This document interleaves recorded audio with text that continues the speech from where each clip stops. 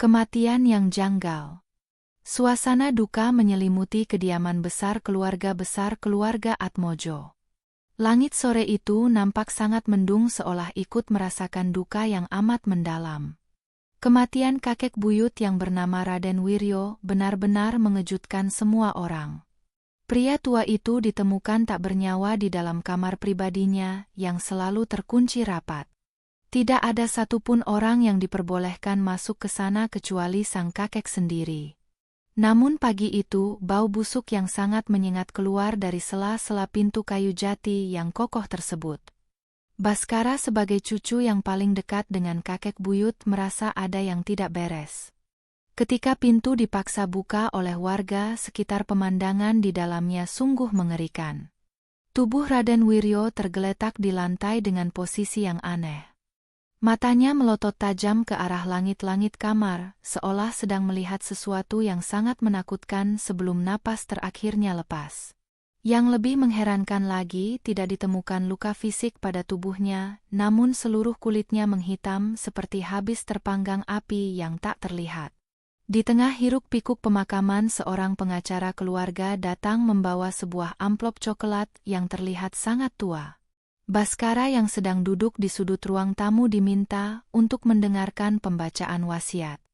Seluruh anggota keluarga berkumpul dengan wajah yang penuh harap akan harta warisan yang berlimpah. Raden Wiryo memang dikenal sebagai pengusaha sukses yang kekayaannya tidak pernah habis meski sudah berganti generasi. Namun isi wasiat itu justru membuat bulu kuduk berdiri. Sang kakek menuliskan bahwa seluruh harta kekayaan berupa tanah kebun dan perusahaan hanya bisa tetap dimiliki jika keluarga besar kembali menempati rumah tua di desa asal mereka. Desa itu bernama Desa Akar, sebuah tempat yang sudah puluhan tahun ditinggalkan dan tidak pernah lagi dikunjungi. Dalam surat itu tertulis sebuah peringatan keras bahwa jika mereka menolak kembali ke rumah tersebut, maka seluruh kekayaan akan musnah dalam sekejap dan nyawa seluruh keturunan akan berada dalam bahaya. Baskara melihat wajah ayah dan paman-pamannya nampak pucat pasi. Mereka seolah tahu sesuatu yang tidak diketahui oleh generasi muda. Ayah Baskara hanya terdiam 1000 bahasa sambil meremas ujung kemeja hitamnya.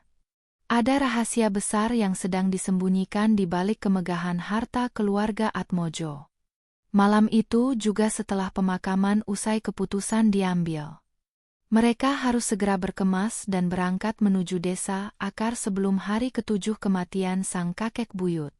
Perjalanan menuju Desa Akar ditempuh dalam waktu 10 jam. Jalanan menuju ke sana sangat sempit dan hanya dikelilingi oleh hutan jati yang sangat lebat. Semakin jauh kendaraan melaju, suasana terasa semakin sunyi dan mencekam. Tidak ada lampu jalan yang menerangi, hanya lampu mobil yang menembus kegelapan malam. Baskara terus memikirkan mengapa kakek buyutnya begitu terobsesi dengan rumah tua itu. Seolah ada sesuatu di sana yang sedang menunggu kepulangan mereka semua. Kepulangan ke rumah Akar. Gerbang besar yang terbuat dari besi berkarat itu terbuka dengan suara derit yang memekakkan telinga. Rumah tua itu berdiri dengan angkuh di tengah lahan luas yang ditumbuhi semak belukar. Bangunannya bergaya kolonial dengan tembok yang sudah mulai mengelupas dan ditumbuhi lumut hijau. Kesan angker sangat terasa saat kaki pertama kali menginjak lantai teras yang dingin. Ayah Baskara segera mengeluarkan kunci besar untuk membuka pintu utama yang sudah sangat lama tidak tersentuh manusia. Saat pintu terbuka, debu tebal beterbangan di udara. Aroma kayu tua dan wangi melati yang samar mulai tercium oleh hidung. Baskara melangkah masuk sambil membawa lampu senter karena instalasi listrik di rumah itu sudah lama mati. Di ruang tamu terpajang foto-foto besar para leluhur keluarga Atmojo. Mereka semua mengenakan pakaian tradisional yang sangat formal, namun sorot mata dalam foto-foto itu terasa seperti sedang mengikuti setiap pergerakan orang yang masuk ke dalam rumah. Baskara memperhatikan silsilah keluarga yang tergantung di dinding ruang kerja sang kakek. Ada sesuatu yang sangat aneh pada bagan tersebut. Setiap generasi selalu memiliki satu orang pria yang wajahnya dicoret dengan tinta merah. Bhaskara mulai menghitung dari generasi pertama hingga generasi sekarang. Ternyata keluarga Atmojo sudah mencapai turunan ke-6 dan adiknya yang masih kecil adalah turunan ke-7. Ada perasaan tidak enak yang mulai merayap di dalam hatinya. Keganjilan mulai terjadi saat malam pertama mereka menginap. Bhaskara tidak bisa memejamkan mata karena mendengar suara langkah kaki di lantai atas. Padahal lantai atas adalah area yang dilarang untuk dimasuki karena struktur kayunya yang sudah rapuh. Suara itu terdengar seperti orang yang sedang menyeret sesuatu yang sangat berat. Langkah demi langkah terdengar tepat di atas kamar Bhaskara membuat debu dari plafon berjatuhan ke atas tempat tidurnya. Rasa penasaran yang tinggi membuat Bhaskara memberanikan diri untuk keluar kamar. Dengan cahaya senter yang terbatas, ia menaiki anak tangga satu persatu. Setiap anak tangga mengeluarkan suara derit yang seolah memperingatkan agar jangan melanjutkan perjalanan. Sesampainya di lantai atas ia menemukan sebuah lorong panjang dengan banyak pintu kamar. Di ujung lorong terdapat sebuah lemari besar yang sangat tinggi dan terbuat dari kayu jati hitam. Setelah diperhatikan dengan saksama lemari itu, ternyata sengaja diletakkan di sana untuk menutupi sebuah ruangan. Bhaskara melihat ada celah kecil di balik lemari tersebut. Saat ia mendekatkan wajahnya, ia bisa merasakan hawa yang sangat dingin keluar dari balik dinding. Tiba-tiba terdengar suara bisikan lirih yang memanggil namanya dari balik lemari itu. Suaranya terdengar sangat parau dan bergetar seperti suara orang yang sedang menahan rasa sakit luar biasa. Bhaskara segera berlari turun kembali ke kamarnya dengan jantung berdegup kencang. Ia teringat akan cerita lama tentang perjanjian kuno yang dilakukan leluhurnya. Jika benar ini adalah tentang pesugihan, maka rumah ini bukan sekadar warisan melainkan penjara bagi nyawa mereka semua. Ia menyadari bahwa setiap sudut rumah ini menyimpan mata yang selalu mengawasi.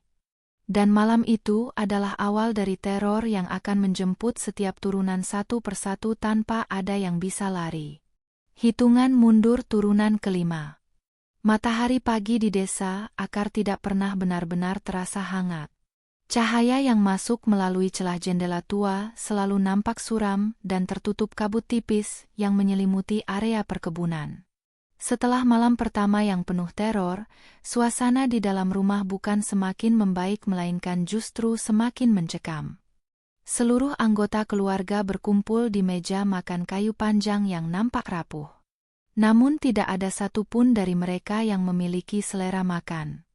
Semua orang terdiam, termasuk Paman Danu yang merupakan saudara tertua dari ayah Bhaskara.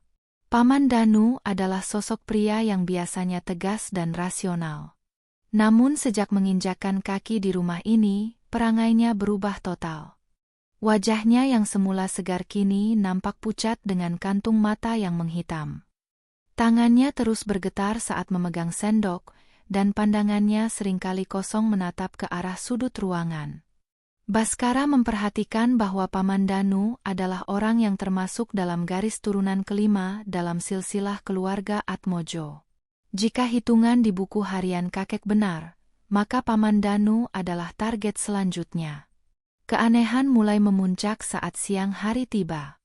Paman Danu tiba-tiba menghilang dari dalam rumah. Semua orang panik dan mencari ke seluruh penjuru ruangan namun tidak membuahkan hasil. Bhaskara kemudian mencoba mencari ke arah halaman belakang yang dipenuhi semak berduri. Di sana, di bawah pohon beringin besar yang akarnya menjalar seperti ular, Bhaskara menemukan sang paman. Paman Danu sedang berlutut di atas tanah sambil menggali lubang dengan tangan kosong. Kuku-kukunya pecah dan mengeluarkan darah, namun ia seolah tidak merasakan sakit sedikit pun. Bhaskara mencoba memanggil dan menarik pundak pamannya, namun pria itu justru mengerang seperti binatang buas.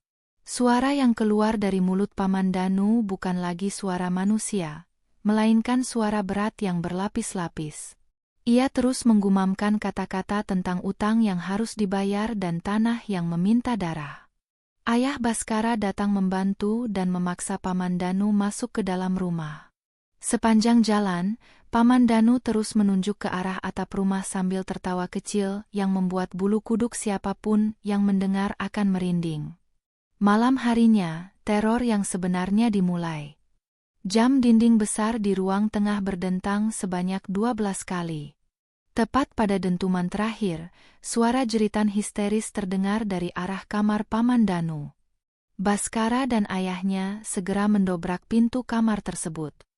Di sana, mereka menyaksikan pemandangan yang akan menghantui mimpi mereka seumur hidup. Paman Danu sedang meringkuk di atas tempat tidur dengan tubuh yang kaku seperti kayu. Matanya melotot ke atas dan mulutnya terbuka lebar seolah sedang menghirup udara yang tidak ada.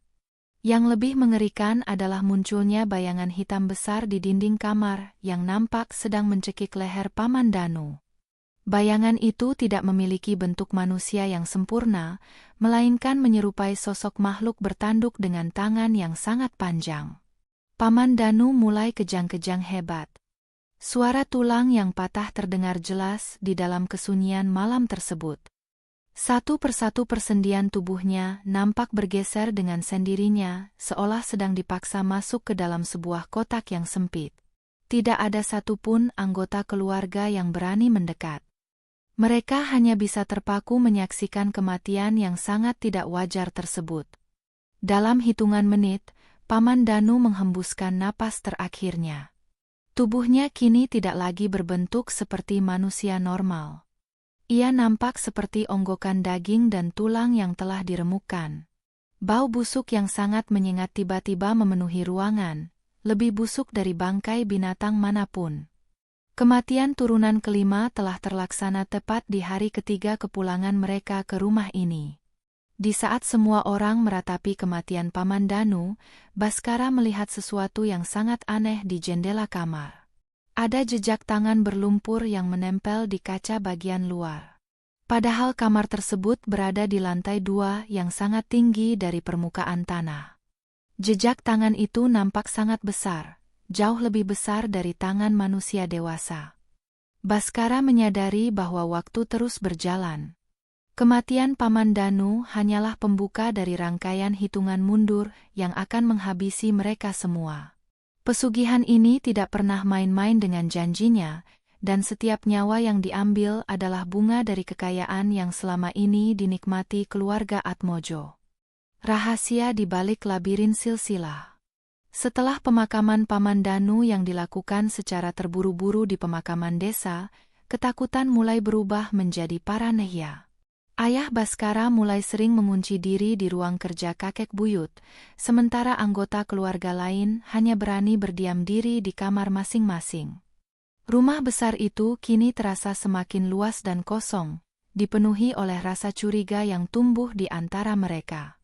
Baskara yang tidak bisa menerima kematian pamannya begitu saja, mulai melakukan penyelidikan sendiri.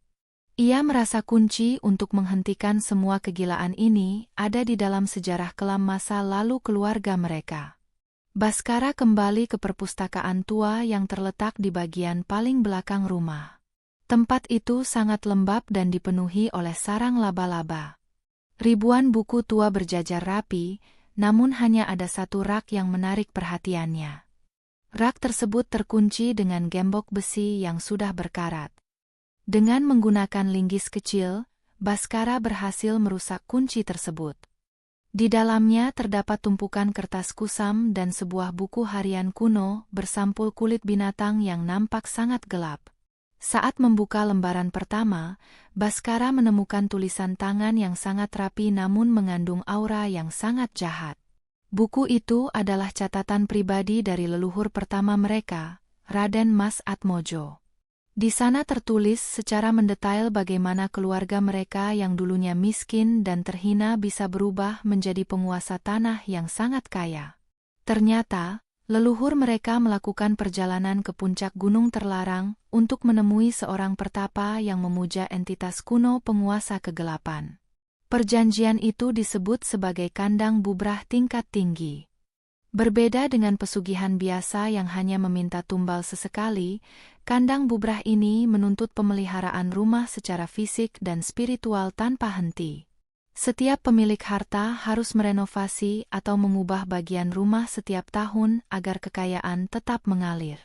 Namun, yang paling mengerikan adalah harga yang harus dibayar oleh keturunannya. Perjanjian itu mengikat hingga 7 turunan, di mana setiap satu generasi harus menyerahkan satu nyawa pria sebagai tumbal utama sebagai pengganti fondasi gaib rumah tersebut. Baskara membaca dengan tangan gemetar saat sampai pada bagian tentang turunan kelima hingga ketujuh. Di sana tertulis bahwa semakin dekat dengan turunan terakhir, maka cara kematian akan semakin menyiksa. Penagih janji itu tidak akan datang secara diam-diam lagi, melainkan akan menunjukkan wujudnya dan meneror seluruh penghuni rumah hingga mereka gila. Tulisan di buku itu juga menyebutkan tentang ruang tanpa pintu yang tersembunyi di balik lemari jati lantai atas.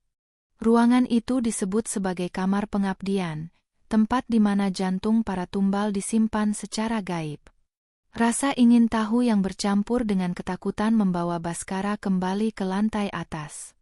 Kali ini ia membawa sebilah parang untuk membongkar lemari jati yang menutupi tembok tersebut. Dengan sekuat tenaga, ia menggeser lemari yang sangat berat itu. Setelah lemari bergeser, nampaklah sebuah lubang kecil di tembok yang selama ini tertutup rapat. Baskara mengintip ke dalam lubang tersebut. Di dalam sana bukan hanya sebuah ruangan kosong, melainkan sebuah ruang pemujaan yang dipenuhi dengan ribuan lalat hijau yang beterbangan. Di tengah ruangan terdapat sebuah meja batu yang di atasnya terletak 7 buah toples kaca kuno. 3 toples nampak sudah berisi gumpalan daging hitam yang masih berdenyut lemah, menandakan nyawa turunan sebelumnya yang sudah diambil. 1 toples lagi nampak baru saja terisi dengan daging yang masih segar, yang diyakini Baskara adalah milik Paman Danu. Masih tersisa 3 toples kosong lainnya yang sedang menunggu giliran untuk diisi. Pemandangan itu membuat Baskara mual dan hampir muntah. Ia menyadari bahwa posisinya dan adiknya sangat terancam. Tiba-tiba, suara pintu yang terbanting keras terdengar dari lantai bawah. Suara teriakan ayah Baskara memecah kesunyian rumah. Baskara segera berlari turun dan menemukan ayahnya sedang berdiri di depan cermin besar dengan wajah yang sangat ketakutan. Ayah Baskara menunjuk ke arah cermin, namun tidak ada bayangan dirinya di sana. Yang nampak di dalam cermin justru adalah sosok Raden Mas Atmojo, sang leluhur pertama, yang sedang berdiri di belakang ayahnya sambil memegang sebuah pisau besar yang nampak berkarat. Sang leluhur di dalam cermin itu tersenyum dengan sangat lebar, memperlihatkan deretan gigi yang semuanya runcing seperti taring. Ia membisikkan sesuatu yang hanya bisa didengar oleh ayahnya. Baskara mencoba memeluk ayahnya, namun tubuh sang ayah terasa sangat panas seperti membara. Sang ayah mulai menangis histeris dan mengatakan bahwa waktunya hampir habis. Kutukan itu kini mulai mengincar turunan keenam, yang berarti ayah Baskara sendiri. Rahasia besar itu kini sudah terungkap sepenuhnya, namun hal itu justru membuat jalan keluar nampak semakin mustahil untuk ditemukan.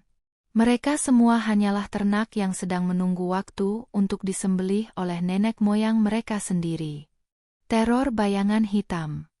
Kematian Paman Danu yang sangat tragis meninggalkan luka yang tidak akan pernah sembuh di dalam hati seluruh keluarga Atmojo. Namun di rumah tua desa Akar ini, kesedihan adalah barang mewah yang tidak bisa dinikmati lama-lama. Rasa takut yang mencekam jauh lebih mendominasi setiap detik yang berlalu. Setelah penemuan ruang rahasia di balik lemari jati dan penglihatan mengerikan di dalam cermin, suasana rumah berubah menjadi sangat gelap. Meskipun matahari berada tepat di atas kepala, cahaya yang masuk ke dalam ruangan terasa sangat redup, seolah-olah ada selubung hitam yang menutupi bangunan tersebut dari dunia luar. Ibu Baskara, seorang wanita yang biasanya sangat tegar dan religius, mulai menunjukkan tanda-tanda yang sangat mengkhawatirkan. Ia mulai sering ditemukan duduk sendirian di pojok dapur sambil menggumamkan doa-doa yang terputus-putus. Suatu pagi, saat Baskara hendak mengambil air minum, ia melihat ibunya sedang menyisir rambut di depan meja rias yang sudah retak kacanya. Baskara terpaku saat melihat rambut ibunya yang panjang jatuh helai demi helai ke lantai dalam jumlah yang sangat banyak. Bukan hanya itu, kulit di tangan ibunya mulai berubah warna menjadi abu-abu pucat dan muncul pola-pola aneh yang menyerupai sisik ular yang sangat kasar. Saat Baskara mencoba mendekat dan menyentuh pundak ibunya, sang ibu berbalik dengan gerakan leher yang sangat kaku, mirip seperti mesin yang rusak. Matanya nampak memutih tanpa ada bagian hitam sedikit pun. Ia menatap Baskara dengan tatapan yang sangat asing dan dingin. Mulutnya terbuka sedikit dan mengeluarkan aroma amis yang sangat kuat, seperti bau darah segar yang tercampur dengan lumpur sawah. Sang ibu tidak mengucapkan sepatah kata pun, namun dari tenggorokannya terdengar suara desisan yang panjang dan rendah. Baskara menyadari bahwa ibunya sedang menjadi perantara bagi penderitaan yang akan datang.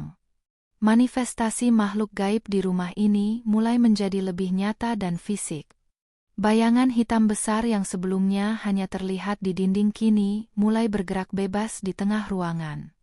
Sosok itu bukan lagi sekadar bayangan tanpa bentuk, melainkan makhluk dengan tinggi hampir 3 meter, memiliki tangan yang menjuntai hingga ke lantai, dan jari-jari yang berakhir dengan kuku panjang yang tajam. Makhluk itu seringkali terlihat berdiri di ujung lorong atau di balik pintu kamar yang terbuka sedikit. Kehadirannya selalu ditandai dengan penurunan suhu yang sangat ekstrim, hingga napas para penghuni rumah mengeluarkan embun putih meskipun mereka berada di dalam ruangan yang tertutup. Keluarga Atmojo kini benar-benar terjebak.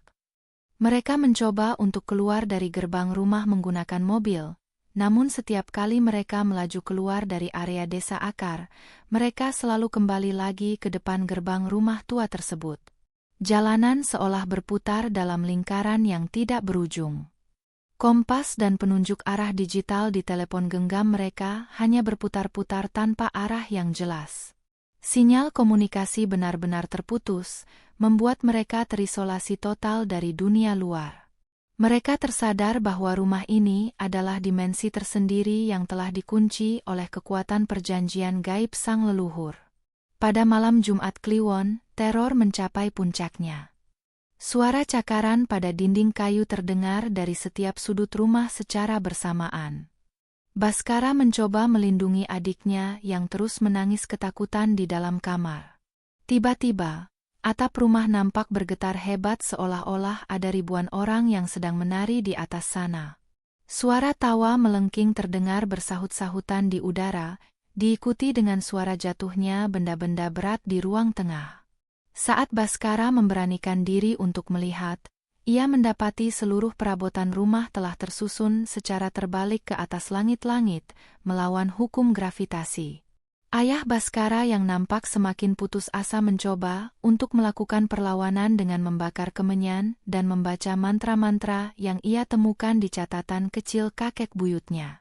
Namun, usaha itu justru memancing amarah penagih janji tersebut. Sosok bayangan hitam itu muncul tepat di depan wajah sang ayah dan menghempaskannya ke dinding hingga tulang rusuknya terdengar patah. Baskara melihat dengan mata kepala sendiri bagaimana bayangan itu mulai menghisap aura kehidupan dari ayahnya. Sang ayah nampak menua puluhan tahun hanya dalam hitungan detik. Kulitnya keriput, rambutnya memutih sempurna, dan tenaganya hilang seketika. Teror bayangan hitam ini bukan hanya menyerang fisik, tapi juga mental. Mereka mulai mendengar suara-suara orang yang sudah meninggal memanggil nama mereka dari kegelapan. Paman Danu dan kakek Wiryo nampak berdiri di sudut ruangan dengan wajah hancur, mengajak mereka untuk segera bergabung ke dalam kegelapan. Baskara menyadari bahwa mereka tidak hanya sedang diburu untuk nyawa mereka, tapi roh mereka juga sedang dipersiapkan untuk menjadi abdi abadi bagi entitas yang mereka sembah. Malam itu berlalu dengan penuh jeritan dan ketakutan yang tidak berujung, menandakan bahwa perlindungan gaib keluarga mereka telah benar-benar runtuh dan mangsa kini sudah sepenuhnya pasrah di depan sang pemangsa. Ritual yang gagal. Ketakutan yang luar biasa mendorong ayah Baskara untuk mengambil tindakan terakhir yang sangat berisiko. Melalui seorang kenalan lama yang berhasil dihubungi sesaat sebelum sinyal benar-benar lenyap, mereka mengundang seorang dukun sakti dari daerah pesisir selatan yang dikenal dengan nama Mbah Jambrong.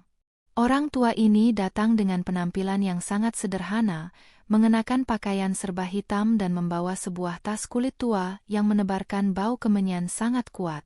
Kedatangannya memberikan sedikit harapan bagi keluarga Atmojo yang sudah berada di ambang kegilaan. Mbah Jambrong langsung mengelilingi rumah sambil menaburkan garam kasar dan air suci yang telah didoakan. Ia menggelengkan kepala saat melihat kondisi rumah dan silsilah keluarga yang tergantung di dinding. Menurutnya, perjanjian yang dibuat oleh leluhur pertama Baskara adalah jenis perjanjian ikat nyawa yang paling berat. Perjanjian ini tidak hanya menggunakan tumbal sebagai bayaran, tapi menjadikan setiap keturunan sebagai bagian dari pondasi bangunan gaib milik sang iblis.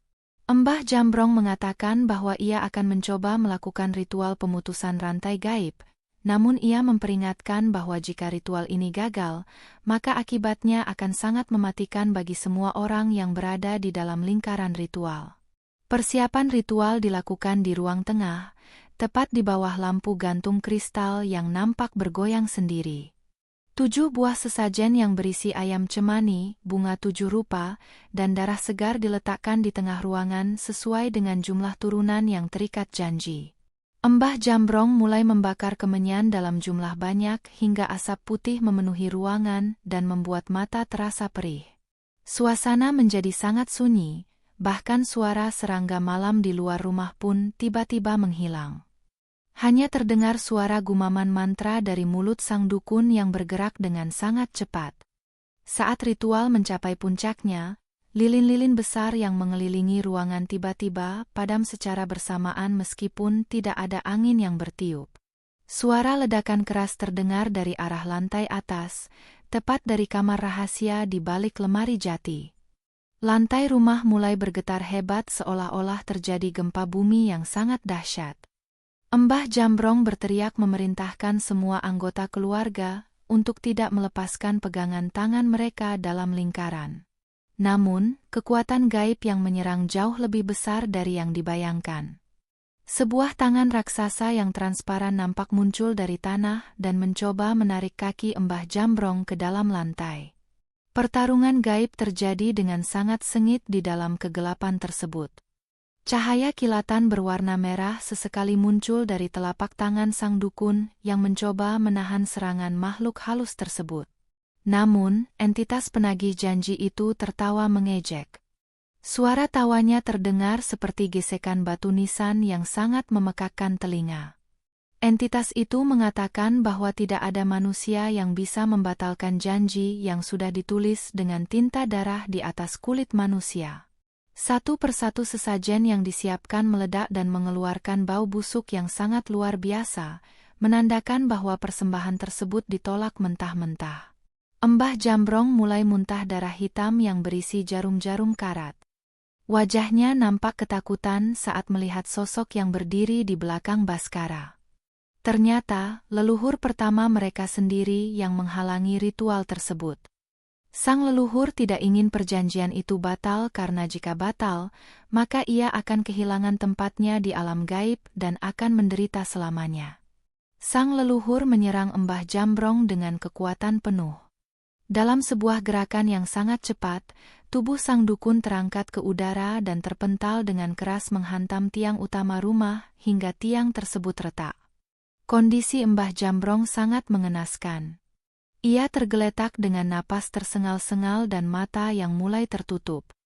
Sebelum menghembuskan napas terakhirnya, ia sempat membisikkan kata-kata terakhir kepada Baskara dengan suara yang sangat lemah. Ia mengatakan bahwa kutukan ini tidak akan pernah bisa diputus oleh orang luar. Satu-satunya cara adalah dengan menyelesaikan seluruh 7 turunan, atau menghancurkan sumber kekayaan yang menjadi akar dari perjanjian tersebut. Namun, ia tidak sempat menjelaskan lebih detail tentang bagaimana cara menghancurkannya, karena maut telah menjemputnya terlebih dahulu. Ritual yang diharapkan menjadi penyelamat justru berubah menjadi bencana baru. Kematian sang dukun di dalam rumah menambah jumlah arwah yang terjebak di tempat itu.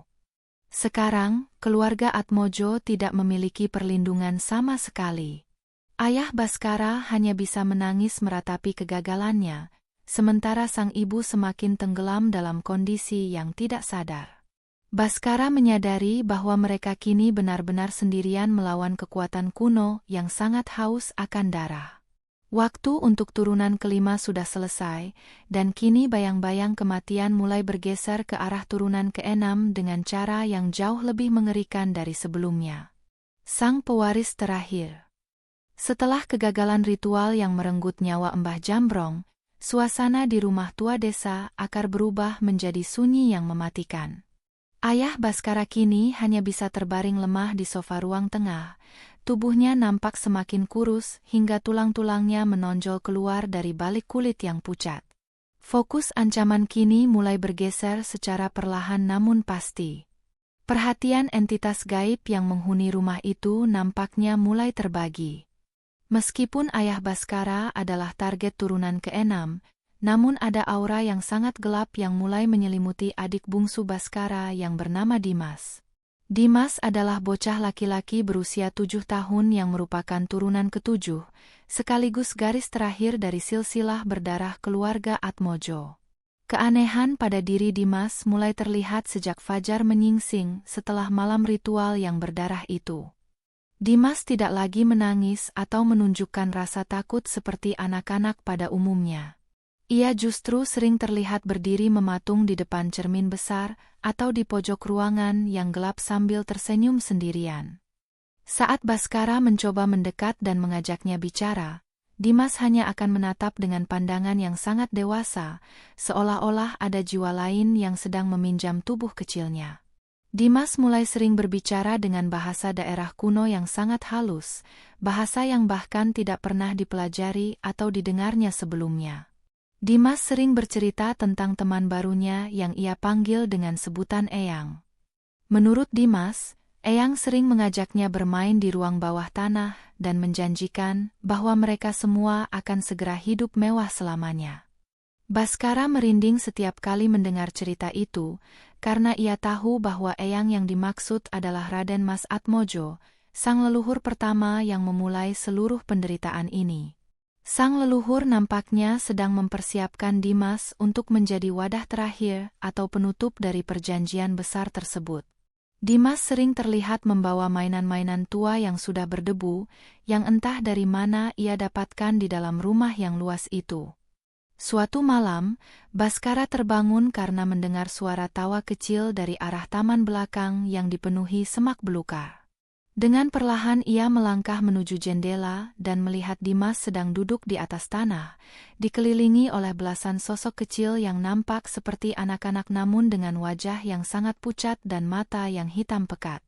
Sosok-sosok itu nampak sangat patuh kepada Dimas, seolah-olah Dimas adalah raja kecil bagi mereka.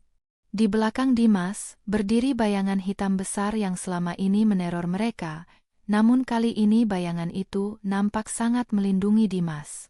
Baskara menyadari bahwa sebagai turunan ketujuh, Dimas memiliki posisi yang sangat istimewa sekaligus sangat berbahaya dalam perjanjian pesugihan ini. Kondisi psikologis keluarga semakin hancur. Ibu Baskara yang kulitnya semakin bersisik kini mulai sering merangkak di langit-langit rumah saat malam hari, membuat suara gesekan kulit yang sangat ngeri terdengar di sepanjang lorong. Ayah Baskara yang sudah tidak berdaya hanya bisa melihat pemandangan itu dengan air mata yang terus mengalir. Baskara merasa beban berat kini berada sepenuhnya di pundaknya. Ia harus menyelamatkan Dimas sebelum sang adik benar-benar kehilangan kemanusiaannya. Namun setiap kali Baskara mencoba menarik Dimas menjauh dari sudut-sudut gelap rumah, kekuatan gaib yang tidak terlihat akan mendorong Baskara hingga terpental.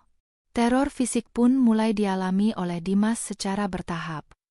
Muncul bekas-bekas lebam berwarna ungu di sekujur tubuh bocah itu, membentuk pola silsilah keluarga yang ada di dinding ruang kerja.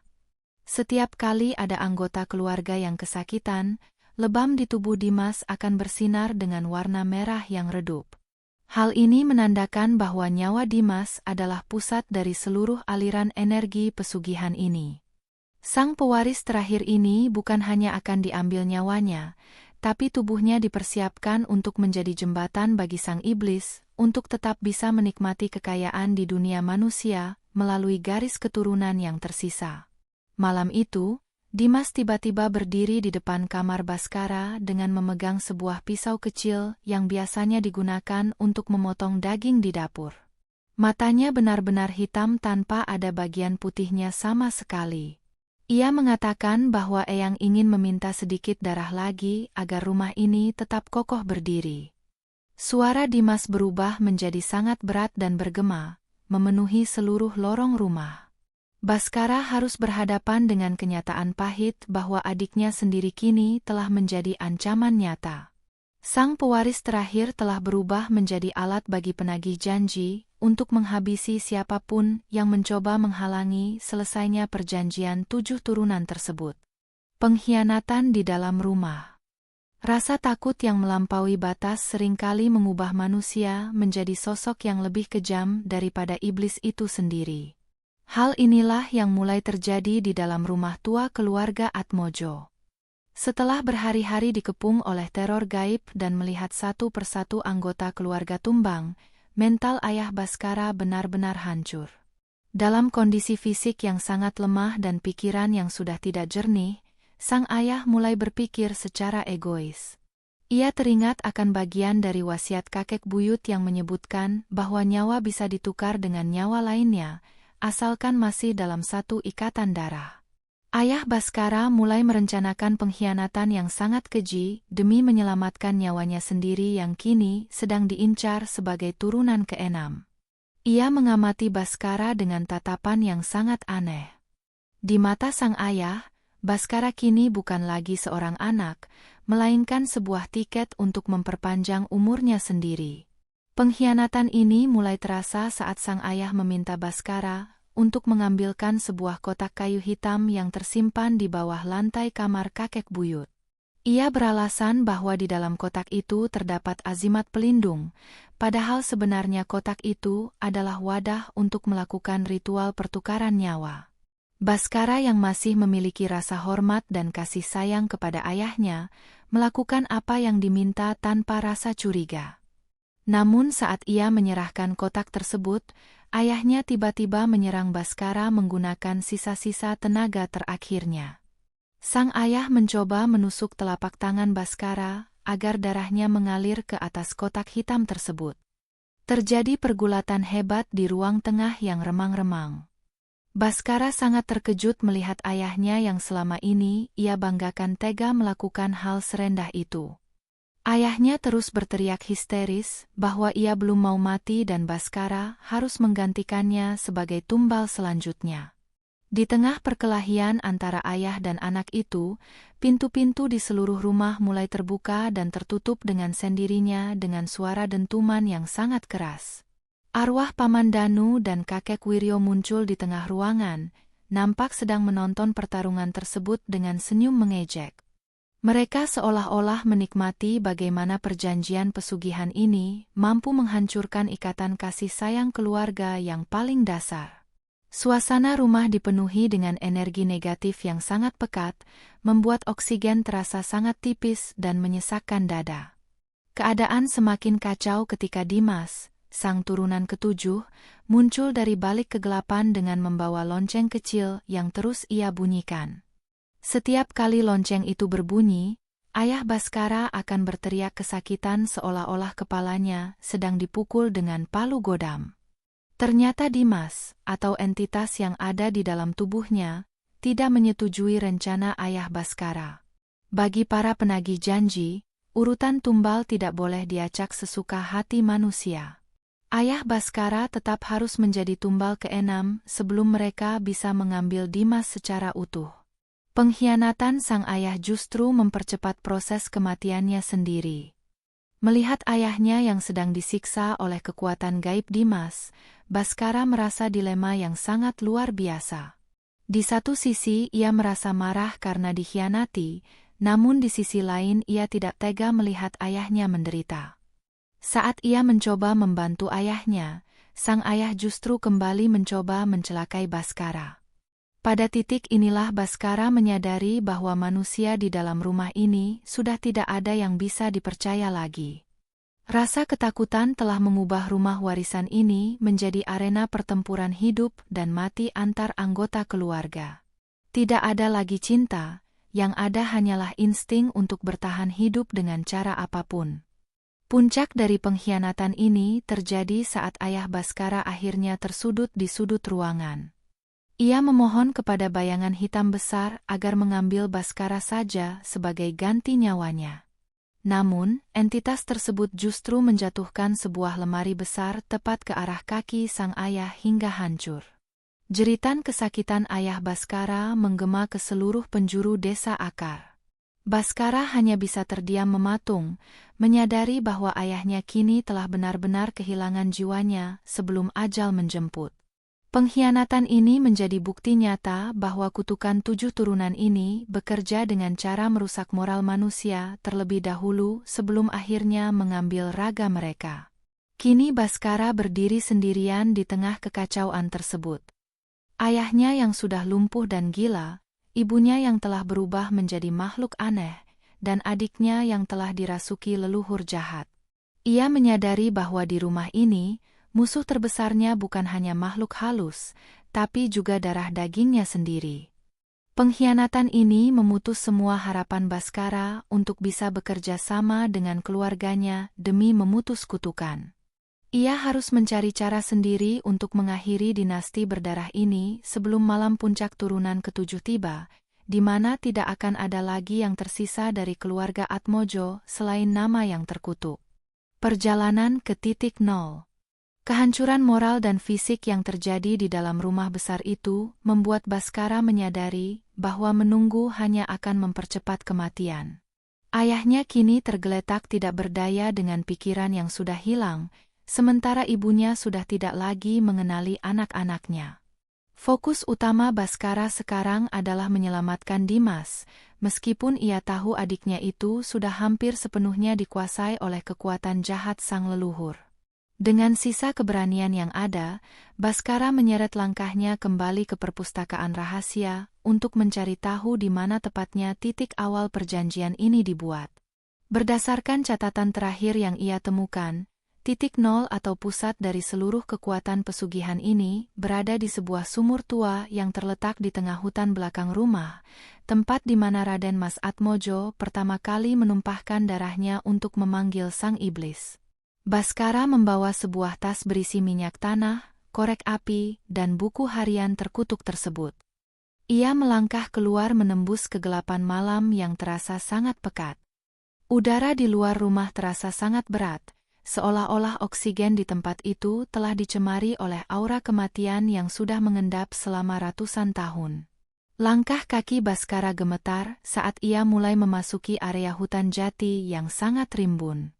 Pohon-pohon di sana nampak seperti raksasa yang sedang mengawasi pergerakannya. Suara burung hantu dan desis ular terdengar bersahut-sahutan, namun Baskara tidak mempedulikannya. Ia hanya fokus pada sebuah cahaya merah redup yang nampak memancar dari kejauhan, menandakan lokasi sumur tua tersebut.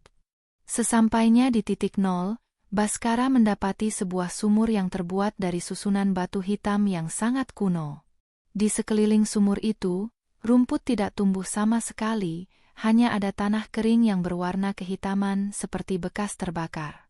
Bau busuk yang keluar dari dalam sumur sangat menyengat, melebihi bau busuk yang ada di dalam rumah.